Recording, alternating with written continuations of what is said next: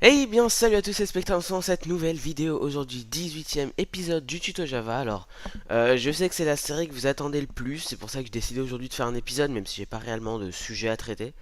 Tout simplement parce que pour les deux sujets à venir, c'est-à-dire après le démineur, je suis encore en train de chercher, parce que comme je vous l'ai dit, moi je recherche tous les sujets, je les recherche dans la Javadoc. J'aime pas regarder des tutoriels ou ce genre de choses. Et pour ceux qui le savent, moi je code très, ce que j'aime bien après très brut, c'est-à-dire sans objet, sans système comme ça, seulement avec des tableaux, etc. Et donc ça prend du temps, forcément. Après, à la fin, j'ai beaucoup plus de possibilités, mais ça prend du temps. Et donc c'est pour ça que j'ai pas énormément de sujets, pas tout le temps. Là, je me suis dit quand même que je sais que vous en attendez, et donc je vais vous en faire un.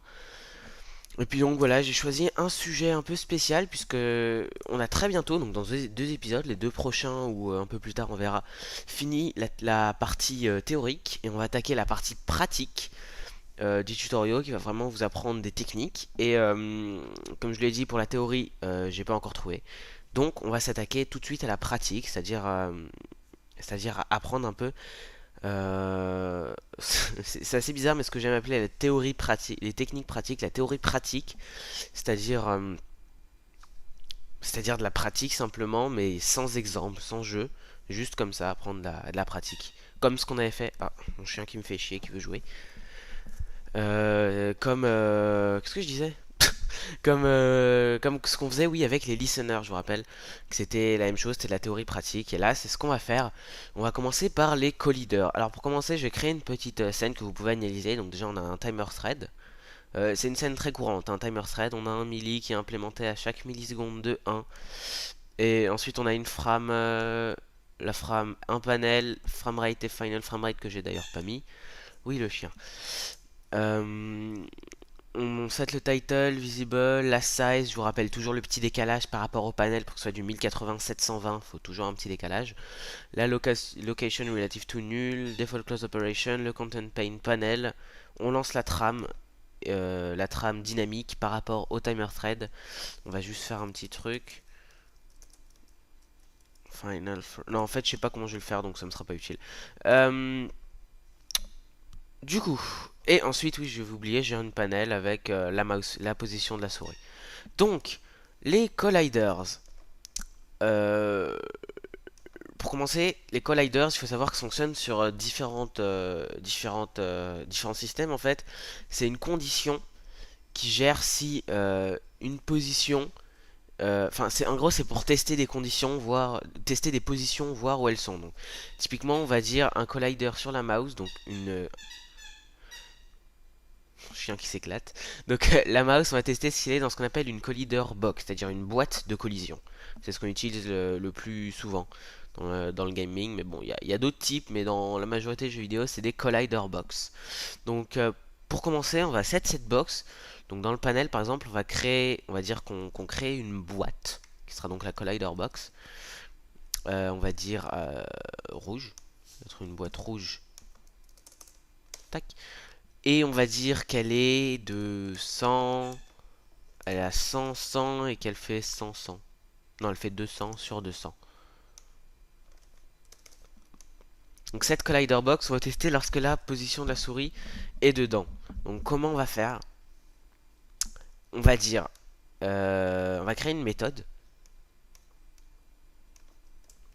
Oups. Donc qui renvoie un boolean. Euh,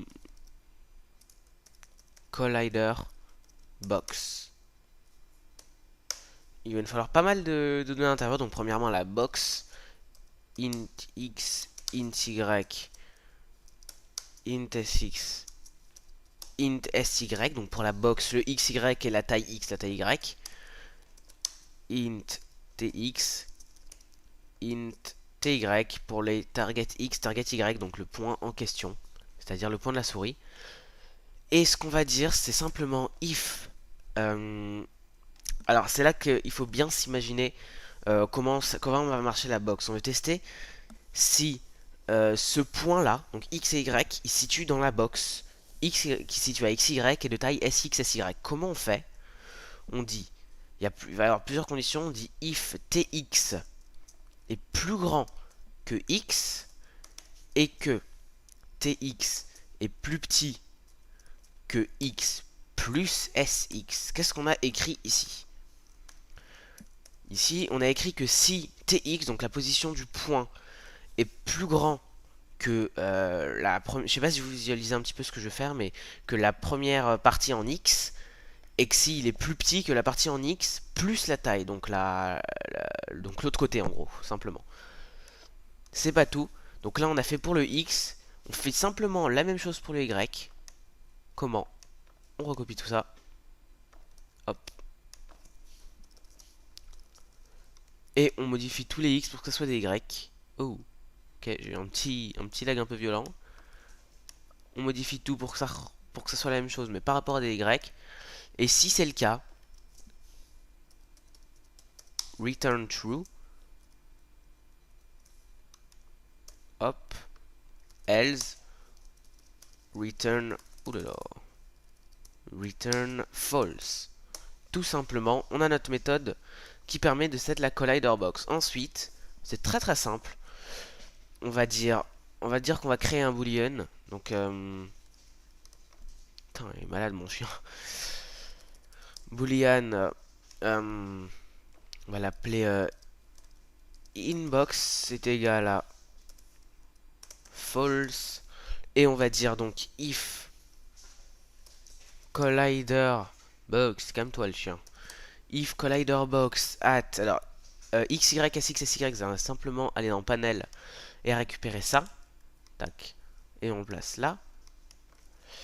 Et pour les positions, donc on a dit que c'était la souris, donc c'était panel point méthode qui bug, toujours. Bon bah faut attendre, voilà. Panel point mouse pose at 0 et panel point mouse pose at 1. Si c'est le cas, on va dire que inbox est égal à true, simplement. Donc là on a notre collider qui est set, et donc pour vérifier que le collider marche, on va dire if je me suis couré, frame.inbox, donc là c'est rouge, donc c'est if pas frame.inbox else.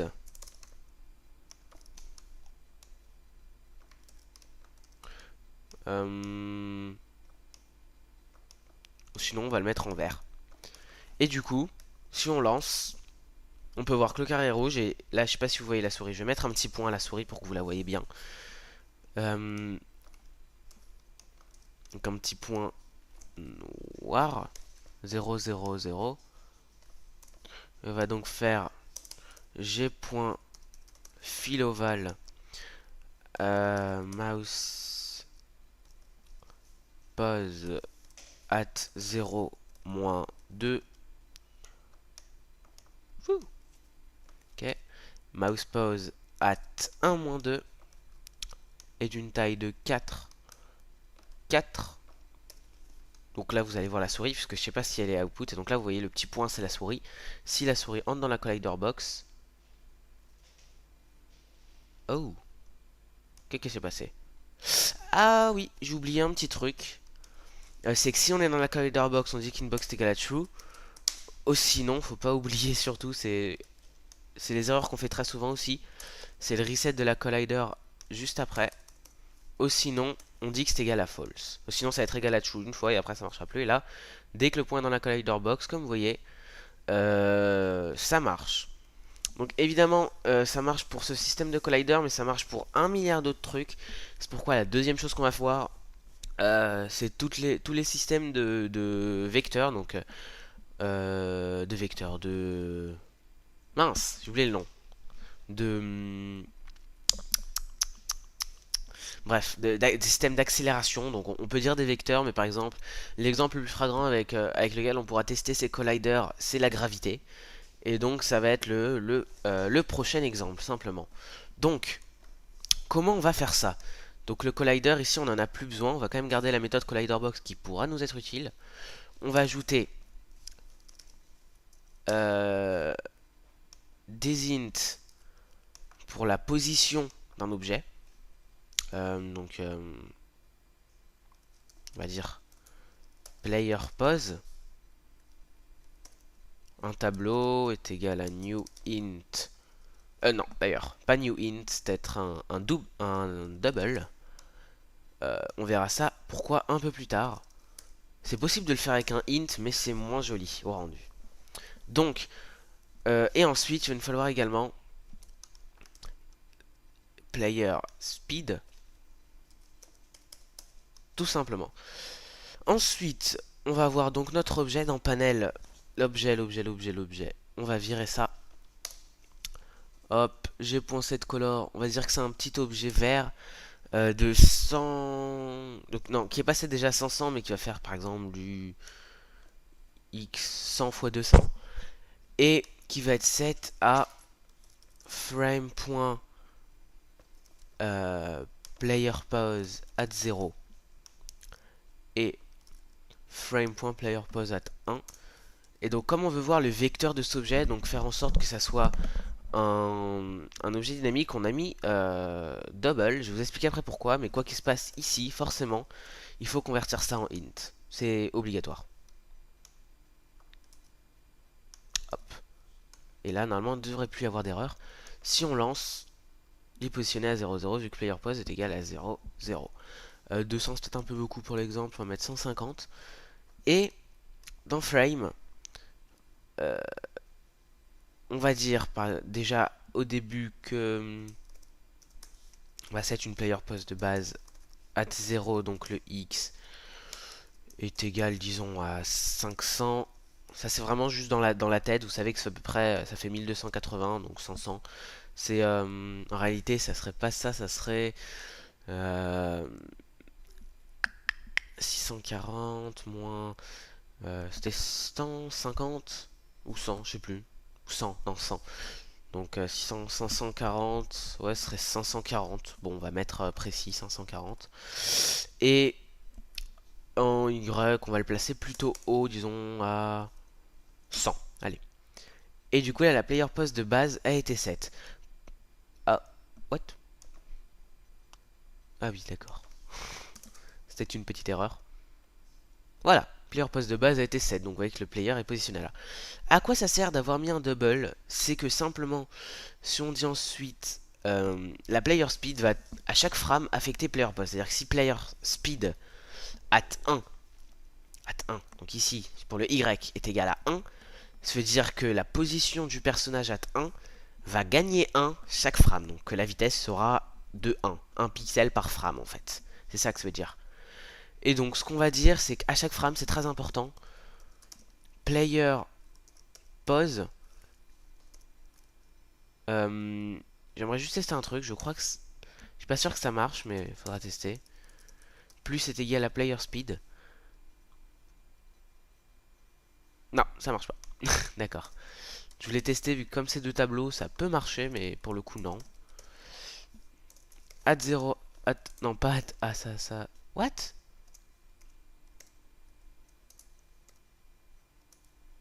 Ah oui, d'accord, c'est moi qui suis stupide, c'est pas grave, ce sont des choses qui arrivent.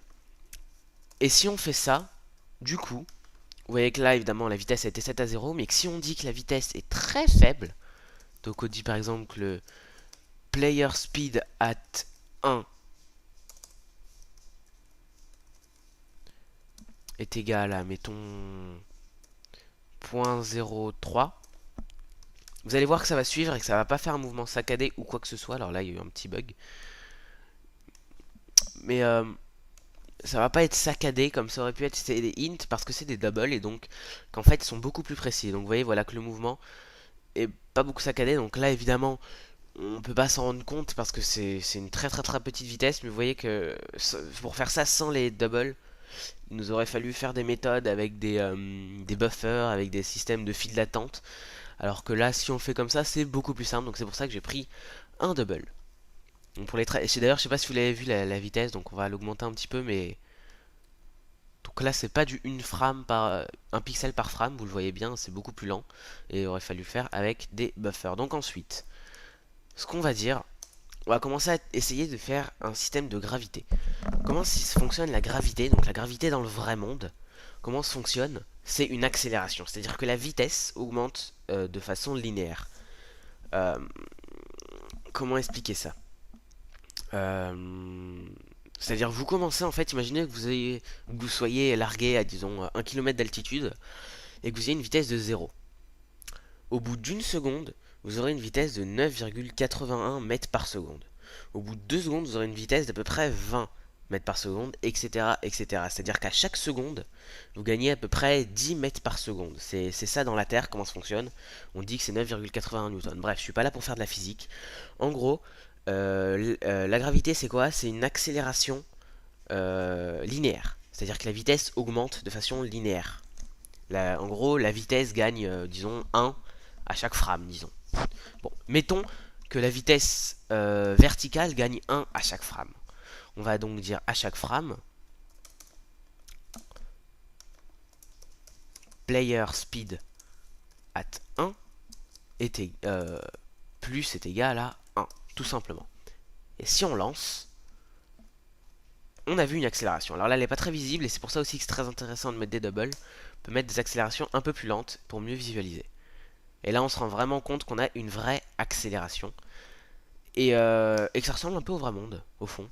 Ça ressemble pas mal. Sauf que, dans le vrai monde, on tombe pas à l'infini. Alors que là, si vous le laissez comme ça, la vitesse va s'augmenter à l'infini. Et donc la position va s'augmenter à l'infini au fur et à mesure que les frames avancent. C'est pas ce qu'on veut. Imaginons qu'on veut qu'il y ait un sol. Ou qu'il y ait plus précisément une collider. Disons comme dans l'exemple de ce que je suis en train de faire, c'est-à-dire l'open world. Je veux pas trop spoil, mais bon, c'est comme Minecraft et il y a le même système de matrice que dans le démineur. Donc il y a des box qui correspondent à des colliders. Donc comment dire que l'objet s'arrête? Parce que si par exemple je dis simplement que mettons player speed est égal à 0.1, la position à 0 va être 7 à moins 100. Et ensuite on dit par exemple que le sol se situe à, mettons, par rapport à l'écran, à 600, mettons. Donc on dit if player pose at 1 est égal à 600. On dit évidemment qu'on enlève que la vitesse est égale à 0 et que l'accélération ne marche plus. Donc déjà il faut dire que la vitesse est égale à 0. Sauf que là déjà, premièrement, si je mets que ça, ce qui va se passer, c'est que la vitesse va être mise à 0, d'accord, très bien. Ah, quoique, attendez, je suis pas sûr. Non, si, c'est bien ça. Alors déjà, je me suis un peu fait le quelque part, c'est qu'on va pas le mettre à 600, on va le mettre un peu plus haut, disons à 400. Ouais, ça n'a rien fait. Attendez, quelques instants, je réfléchis. Oui, je sais pourquoi, évidemment, c'est logique. Donc pourquoi player speed a été mise à 0, d'accord, c'est très bien, mais pourquoi il ne s'est pas arrêté? Ça rentre également dans tous ces systèmes de problèmes. C'est que ici, quand ça va arriver à l'endroit où c'est censé arriver à 400, player speed sera peut-être supérieur à 1, et donc peut-être que ça va le sauter 400. Donc première chose, ne faites jamais de collider quand c'est égal, c'est très important. Donc si par exemple c'est plus grand ou égal, là normalement il devrait s'arrêter. Tac, pause. Parfait, là vous vous dites c'est très très très bien, tout marche à la perfection, sauf que, voilà l'erreur, si dans le panel on veut on veut dessiner la ligne un peu du sol par exemple, disons, donc on fait j.drawLine 0, on a dit à 400. Non, c'était pas 400. Alors, oui, autre chose aussi, 400. Donc, je rappelle que la position, c'est en haut à gauche. Je crois bien. Ouais, en haut à gauche. Et donc, comme le collider s'arrête en bas, c'est-à-dire que le collider qu'on veut, c'est que si le bas de la box arrive au sol, qu'on s'arrête. Or, là, on dit que c'est le haut du corps lorsqu'il arrive à 400. Donc, évidemment, il faut ajouter le reste du corps. Le reste du corps en Y, c'est 150. Donc, pas 400, mais 550. At get size point width est toujours à 550. Si on veut dessiner cette ligne, ce qu'on va se rendre compte si on lance, À moins que j'ai beaucoup de chance et que ça marche pas. Non, il y a eu un petit décalage. Bon, alors là, ça se voit pas énormément parce que la vitesse était faible, mais vous voyez que c'est pas exactement au bon endroit.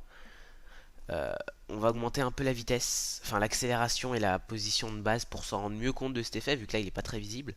Si on dit qu'on commence à 500 de haut et qu'on laisse tomber, la vitesse va s'augmenter, s'augmenter. Oh, j'ai pas de bol. J'ai vraiment pas de bol sur ces coups-là. Normalement, ça le fait beaucoup plus visible, donc on va mettre 2000. Et on va espérer que ça le fasse un peu mieux, c'est fait. Voilà, on le voit mieux. Vous voyez bien que ce qui va se passer en fait, c'est que ça va seulement s'arrêter. Et si ça s'arrête, ça veut dire que par exemple, imaginons que vous voulez faire, disons, vous voulez faire sauter le personnage. Alors, imaginons qu'on veuille le faire sauter. Donc on veut dire que si on appuie sur une touche, alors là j'ai pas fait de key listener, mais imaginons qu'on en ait fait un, si on appuie sur une touche, on veut que player speed at 1 soit égal, mettons, à moins 5. Et qu'ensuite player speed soit incrémenté, donc au fur et à mesure, hop, la gravité reprenne le pas et la refasse tomber. On ne pourrait pas. Pourquoi?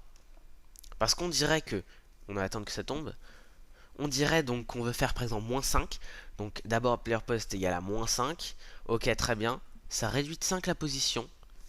Sauf que après, dès qu'on va arriver à la frame d'après, euh, cet objet il va toujours être dans le sol. Il sera toujours, il sera à moins 5, mais il sera toujours par exemple un peu en bas. Donc la gravité ne va pas reprendre le dessus parce que ça va considérer que ça va être encore dans le sol. En fait, ce qui se passe là, c'est un bug qui, enfin, c'est pas un bug, c'est vous qui l'avez créé, donc c'est un bug du jeu. Que, enfin, si on considère que c'est un jeu, c'est un bug du jeu. Et c'est un truc qu'il faut vraiment corriger. Je dois vous avouer que quand j'ai vraiment commencé à coder les premiers jeux, ça m'a vraiment tourné la tête. Je comprenais pas cet effet. Et c'est vraiment quelque chose qu'il faut pas oublier. Donc, par exemple, pour vous exprimer ce que je veux dire, on va faire quelque chose. On va dire if timer thread point milli est égal à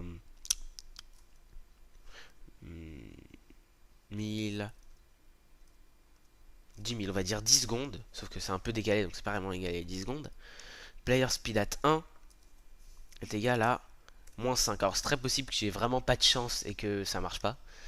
On va quand même un peu augmenter l'altitude pour que ce soit un peu plus amplifié, mais c'est possible que j'ai vraiment pas de chance et que ça veuille pas le faire. Hop. Et... allez. Allez. Alors peut-être que ça l'a fait et donc que ça confirme. Je vais juste faire un petit truc. On va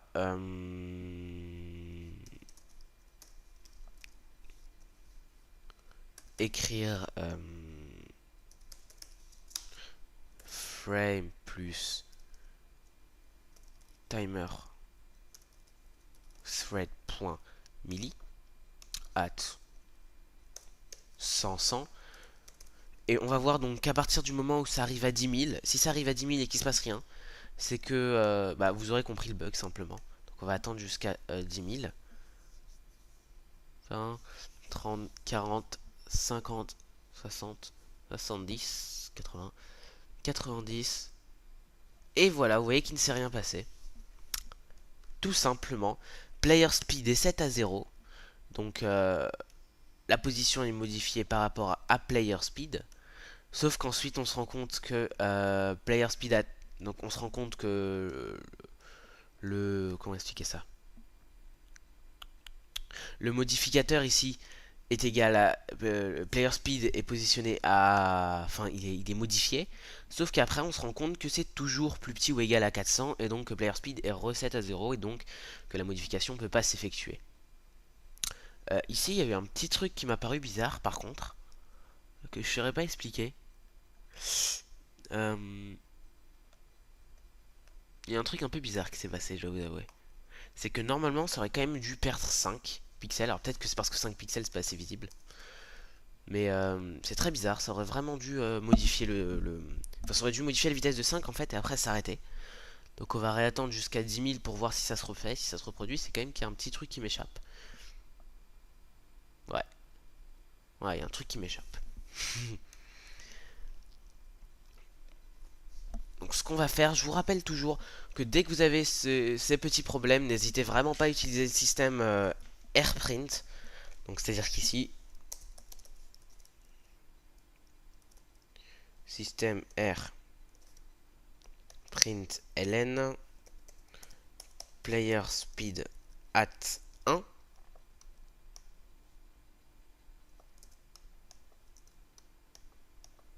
et on va voir si c'est égal à 0. Hop, on regarde 6, 7, 8, 9. D'accord. D'accord. Il y a quelque chose qui m'échappe.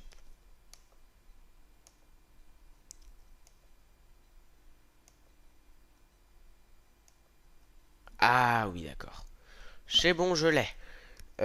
Oui, c'est... Ah mais c'est marrant d'ailleurs en plus puisque ça vient un petit peu rentrer dans ce système dans ce système là. C'est simplement qu'en fait le truc, le milli sert à calculer la framerate dynamique et donc en fait c'est tous les 12 à peu près. Donc vous voyez par rapport à la final framerate, tous les 12 que le timer thread est modifié. Donc en fait ça va jamais appeler cette valeur de 10 000. Donc on va dire si c'est plus grand que 10 000, player speed est égal à moins 5. Et on va juste ajouter une petite donnée juste pour vous exprimer un peu parce que j'ai vraiment envie de vous le montrer. Et on va dire A est égal à false. On va dire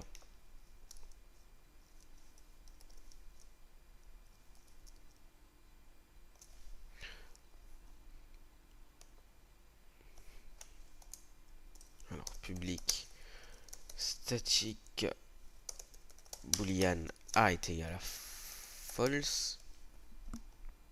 Non, est égal à true. A est égal à false. Tac. Et voilà. Comme ça, on va pouvoir mieux voir. Donc là, j'espère que ça va marcher. Donc dès qu'on va arriver dans les environs des 10 000, normalement, là, ça devrait se déclencher. C'est juste un petit problème qui arrive des fois, ce genre de petits bugs. 8, 9, bim. Voilà, vous avez vu que ça a monté, mais que ça n'a pas considéré la modification. Et vous voyez bien que ça n'a rien écrit. Bref, on s'en fout. C'est pas grave. Vous avez compris ce que je veux dire. Simplement que on ne peut pas simplement le laisser comme ça. Ça ne marche pas si simplement on laisse ce truc comme ça. Le collider ensuite sera plus exploitable. Donc ce qui veut dire c'est que premièrement, ici je l'ai fait dans le bon sens. Mais si on estime par exemple le fait que ça soit dans le mauvais sens, mettons pour quelconque raison vous avez besoin de set le collider avant, parce que je sais pas, vous avez des autres calculs à faire et quoi que ce soit, ça marchera plus, normalement. Voilà, vous voyez, ça marche plus. Ça continue à descendre, un peu comme dans des sables mouvants, c'est très bizarre. Ça continue à descendre en fait à 0.1 la vitesse. Puisque ça fait 0.1, ça effectue la modification, ça remonte, c'est égal à 0, ça refait 0.1, etc., etc., etc. Bref. Donc, ce qu'il vous faut quand même pour être sûr, il vous faut un boolean. On va appeler G. Dans ce cas, si player.speed est égal à 0, donc G est égal à false. Toujours de base, il faut dire que G est égal à true. G est égal à false. Et on dit if G player speed at 1 plus est égal à 0.1. Donc c'est très important de faire ça. Et ensuite, une autre chose à faire, c'est qu'il faut dire que si c'est plus grand ou égal à 400, est égal à 400. Donc on le repose par rapport au collider. Et là, on n'a normalement plus aucun bug. Tac, et voilà, ça se pose juste dessus, c'est parfait. Et donc par exemple, si on veut, à ce moment-là, on va dire par exemple...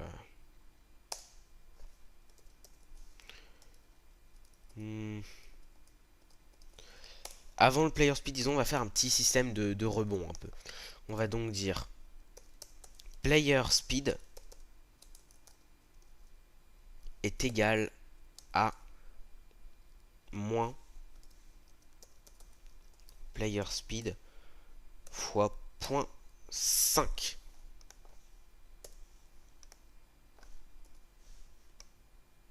Évidemment, at 1. Ce que ça veut dire, c'est simplement qu'il y a un système de rebond par rapport à 400 et que tout est placé à 400, le player speed, etc. Et donc on aura un système normalement de rebond. Si ça marche bien, hop, on va redescendre, tac, tac, tac, tac. Donc voilà, les premiers systèmes de physique, voilà comment ils marchent. Sauf que là, bon, ça tend vers l'infini, hein, ça rebondira infiniment, vous voyez. Ça s'arrêtera jamais en fait. Mais c'est pas important, hein. Ça c'était juste pour vous exprimer le fait que vous voyez bien que dès qu'on est au sol, on peut réexploiter la gravité, tout simplement. Donc c'est important de le faire comme ça. C'était juste pour ça que je vous ai expliqué ce système de gravité. Et ouais, j'aime bien quand même ces petits systèmes de gravité parce que ça nous apprend pas mal sur la physique. Donc on va essayer de un peu tourner ça mieux. Donc on va dire if player speed at 1 est strictement plus petit que 1, non plus grand que 1, on fait le rebond. Ou sinon on le fait pas. Et on va dire que la restitution, donc ça, ce petit int en fait c'est une donnée physique qui se nomme la restitution. C'est-à-dire que s'il est à 1, on a une restitution d'énergie de 1. Et s'il est à 0.4, on a une restitution de 40%, etc. Donc c'est des petits facteurs qui sont assez intéressants en physique. Donc là vous voyez par exemple qu'on a une faible restitution. Donc voilà, tout simplement. Vous pouvez faire comme ça des systèmes de gravité, hein. Si on veut pousser un peu plus loin, euh, si on veut pousser un peu plus loin, allez, on va pousser un peu plus loin. On va faire maintenant les autres systèmes de physique qui vont vous être utiles si vous créez des systèmes, des moteurs physiques. Donc le prochain après la restitution, c'est la friction. Donc dans ce cas, si on est sur le sol, donc ça marche pour le sol évidemment et pour tous les colliders.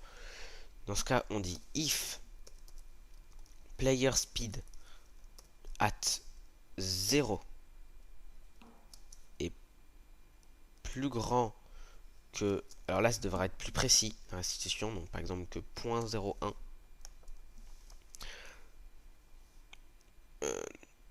On dit donc que player speed at 0 divisé par... Alors, là, la friction, c'est un peu plus compliqué à exprimer d'un point de vue vraiment mathématique. Donc on va le diviser par exemple en 1.3, mettons. À peu près, hein, c'est vraiment dans ma tête que tout ça se passe. Ouais, on va même plutôt le faire par une multiplication pour être plus précis. Pour vraiment avoir comme la restitution de l'énergie. Donc si on le multiplie par 1, on a une friction de 100% et donc ça va continuer à l'infini. Si on a par 0, ça va s'arrêter automatiquement. Donc par exemple, on va dire une friction comme la restitution de 0.4. Et dans ce cas, il faut le mettre en mouvement. Donc on va dire ici que... Comment on va faire ça? Elle a 250 et que player pose être 7 à 0. Et ensuite, on va dire que player speed at 0 va être égal à, mettons, 4. Et si je lance, voilà, vous voyez bien les systèmes de friction et de restitution qui marchent très très bien. Donc là, la friction est un peu forte, disons. Mettons qu'on la trouve un peu forte, on la met à 1.7. Donc vous voyez que ça rebondit et qu'en même temps, ça va réduire un petit peu la vitesse, un peu comme fonctionnerait la friction, tout simplement. Donc, voilà tout simplement comment faire fonctionner ces systèmes de système physique un peu. Alors on a la restitution, on a la friction, qu'est-ce qu'on aurait d'autre à vous montrer comme système de physique? Puisque là vous voyez vraiment que le système de physique correspond bien à la réalité. On a toutes les différentes données qui marchent très très bien, les courbes, etc. Si vous voulez le tester, ça peut être pas mal à essayer. C'est assez simple, on va dire. On va dire, on va créer un buffer en fait. On va voir aussi d'ailleurs en même temps par rapport à ça, on va voir les buffers. On va créer, comment ça s'appelle déjà? Ça s'appelle un vector blur ou un truc comme ça. Enfin bref, un blur de mouvement. Donc on va dire par exemple que c'est égal à un new double. On va dire qu'on va avoir un vector. de mouvement assez important, disons de 30 unités. Donc on va créer un buffer de 30 unités qui a deux entrées, donc le X et le Y, très important, qui sont donc la position de l'objet. Et donc on va dire que à chaque frame, alors là on va entrer dans un petit peu plus compliqué, donc il faut que je réfléchisse un minimum. À chaque frame, on va dire que hmm, alors fort, on commence.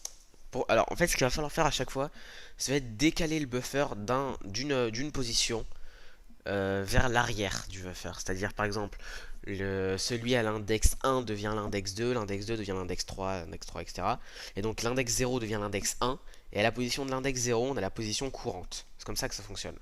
Donc, for int i est égal à 0, i plus petit que... Alors, on commence à 0, et il faut que ça aille jusqu'à... Le tableau va jusqu'à 29, jusqu'à 28. Donc strictement plus petit que 28, donc jusqu'à 29 ici. I++, on dit que buffer at i at 0 est égal, non, at i plus 1 at 0 est égal à buffer at i at 0.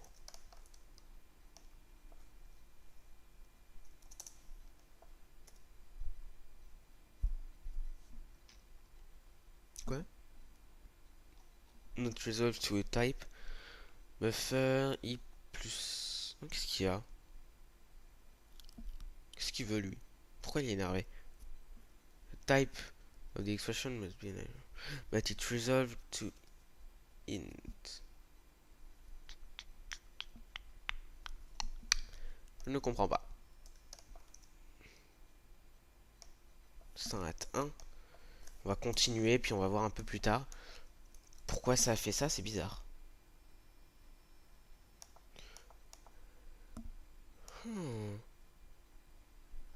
The type of the expression must be a narrative. Mais dans ce cas, c'est si par exemple on a un tableau. Si on a un... C'est ça? Non, c'est pas logique que ce soit ça.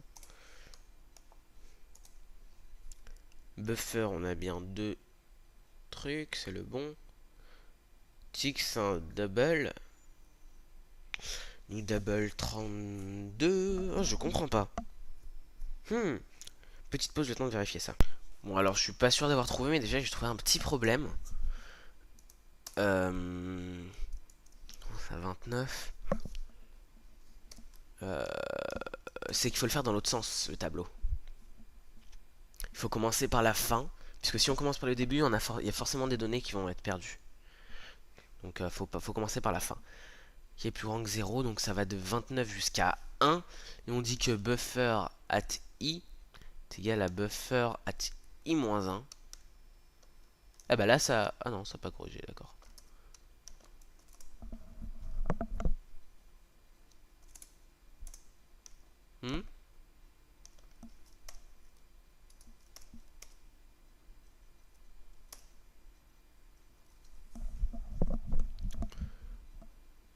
C'est bizarre, bref. Attendez, je vais le lancer parce que ça me paraît très bizarre ça. Non, si. The expression must be an array type, but it resolves to int.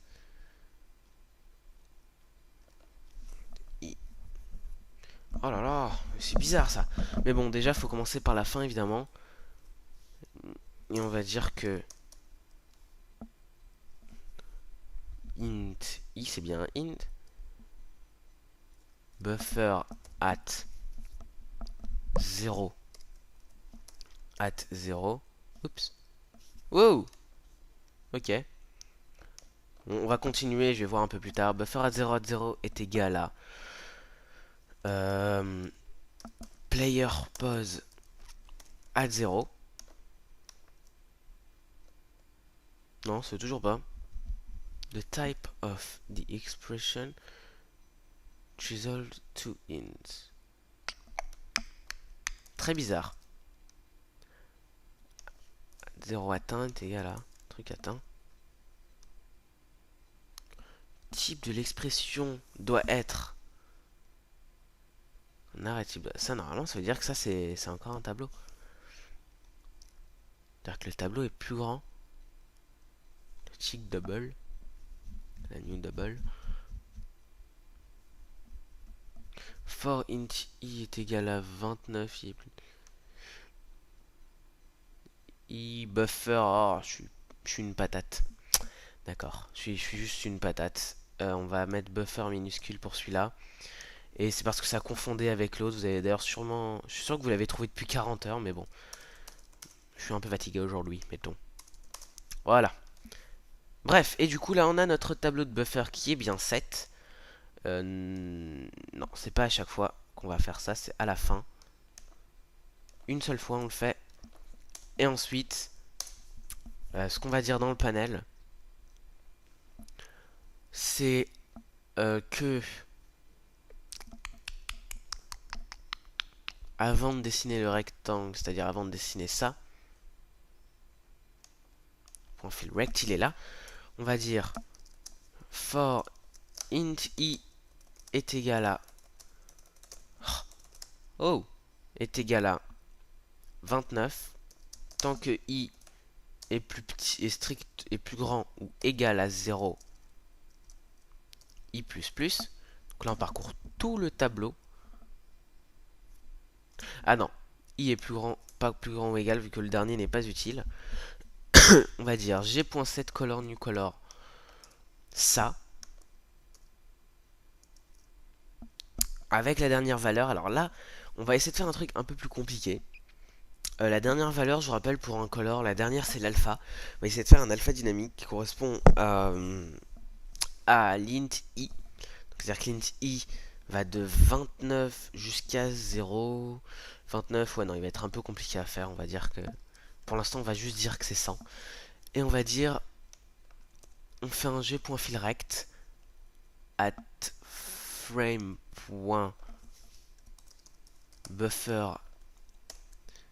at i at 0 et at frame.buffer oups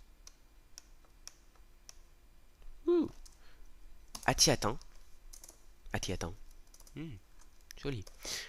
Et du coup vous allez voir qu'on a donc cet effet, je sais pas trop comment on l'appelait. Ah d'accord, non on l'a pas cet effet en fait. Je vais avoir un array index out of bounds. Voilà. Donc dans la frame j'ai un out of bounds qu'on est à 29. Ah bah oui, je suis vraiment... Oh là là. C'est i moins moins évidemment qu'il faut mettre. Et dans le panel aussi, je pense que j'ai mis plus plus. Ouais. I moins moins. Et là, on devrait avoir l'effet. Voilà, donc vous voyez, c'est de ça que je vais vous parler. Donc c'est ce petit effet un petit peu de... Je connais toujours pas le nom. C'est une catastrophe. Mais voilà, donc vous voyez qu'on peut faire vraiment un effet comme ça, très joli. Là, on a un petit problème. Qui est qu'on va essayer de le corriger, c'est-à-dire que d'abord ça commence à 29, ensuite ça va jusqu'à 0, non jusqu'à 1, donc 29 à 1, comment on va faire ça? On va dire que ça va jusqu'à 100, disons, on va dire, si on fait seulement diviser par 29, si je fais diviser par 29 correspond à 1, sauf que, donc en fait ce que je veux faire, c'est que l'alpha en fait, plus ça soit près de l'objet, plus l'alpha soit important pour qu'on ait vraiment un effet assez joli. Et pour ce faire, il faut que je dise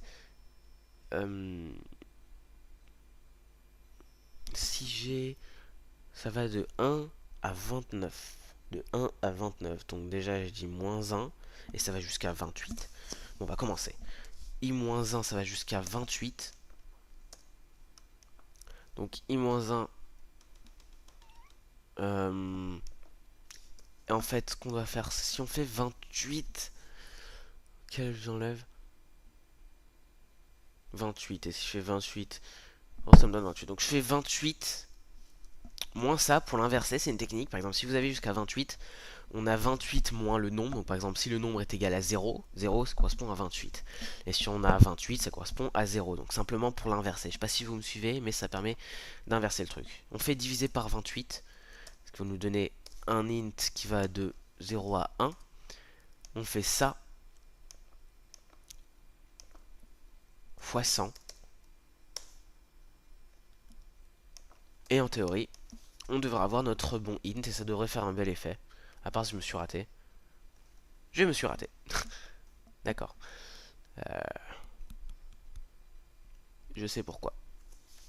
Parce qu'il faut ici dire que c'est un double. C'est très important pour que tous les calculs se fassent comme si c'était un double. Comme ça, on revient avec un double entre 0 et 1. Et sinon, ça nous donne seulement tout le temps 0. Ce qu'on veut pas. C'est pas ce qu'on veut, ensuite on le convertit en int. Et normalement, là, ça devrait peut-être un peu mieux marcher. Ça marche un peu mieux, comme vous pouvez le voir. On va réduire un peu la taille du tableau, mais vous voyez vraiment que vous pouvez voir cet effet de...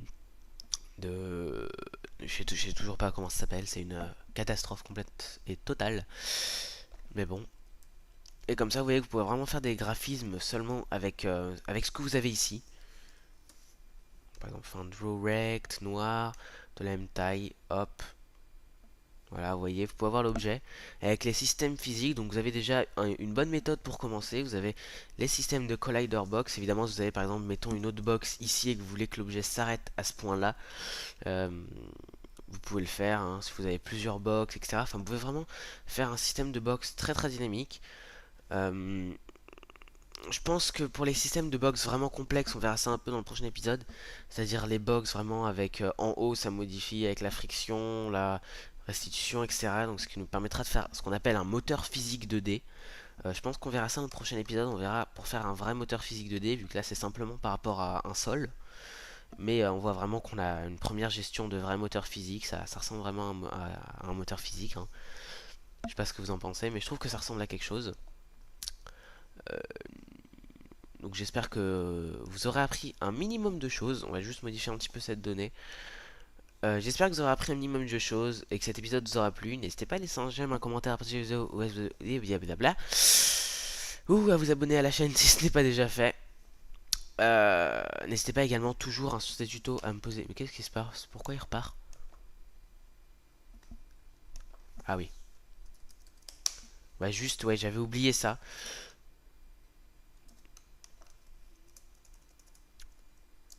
Donc voilà. C'est seulement une petite ligne que j'avais oubliée, sinon il continue à l'infini. Jamais l'oublier. Donc comme ça, vous voyez que si c'est plus petit, donc ces petits colliders sont obligés en fait parce que c'est des doubles. Là, vous voyez, il est arrêté pour tout le temps. Des fois des petites modifications, mais c'est très très rare. Et là, je pense qu'il est arrêté pour tout le temps, tout simplement. Donc la prochaine fois, comme je l'ai dit, que si ça me suis dit ça. Pourquoi je parle comme ça? La prochaine fois, on va bien parler moteur physique. J'espère que cet épisode vous aura plu. N'hésitez pas à laisser un j'aime, un commentaire à partager la vidéo ou à vous abonner à la chaîne si ce n'est pas déjà fait. N'hésitez pas également à me poser des questions si vous en avez dans les commentaires ou un MP. Des suggestions ou quoi que ce soit sur la suite des tutos Java. N'oubliez pas qu'il y en aura encore quelques-uns. Puis après on verra l'open world, donc que j'ai décidé au début ça devait être un tutoriel, mais ça va finir par être une game release. C'est-à-dire que ce sera un vrai jeu que j'ai codé, qui m'a pris pas mal de temps, qui me prend d'ailleurs pas mal de temps. Et qu'on verra. Donc je sais pas si je peux vous le montrer peut-être. Non, je vais garder la surprise. Je vais éviter de. Je vais pas craquer. Je vais garder la surprise pour vraiment l'épisode. Je peux vous annoncer quand même que je suis au tout début. Je suis en alpha 1.2. Si vous voyez à peu près. Normalement, le jeu est en version stable. Donc, c'est-à-dire qu'on passe par la alpha 1.0 jusqu'à l'alpha 1.9. Ensuite, on passe en bêta 2.0 jusqu'à bêta 2.9. Ensuite, on passe en version stable. Et c'est en version stable qu'elle sera release. Donc, on est vraiment au tout début du jeu.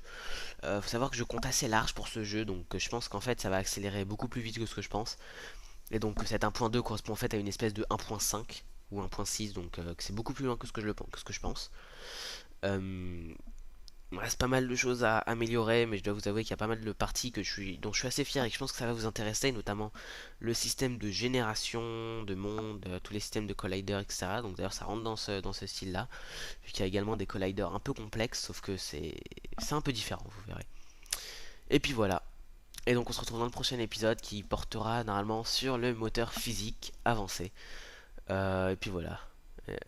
Salut à tous, c'était Spectron. Ce qu'on appelle une outro pourrie. Voilà, tchuss.